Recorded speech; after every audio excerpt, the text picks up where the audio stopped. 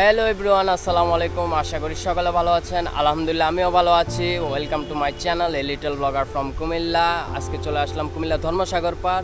কুমিল্লা শহরের বুকে অবস্থিত এক শান্ত ও সৌন্দর্য হলো এই ধর্মসাগর পার্ক। প্রতিদিন সকাল এবং বিকেলে শত শত মানুষ এখানে আসে একটু প্রশান্তির খোঁজে।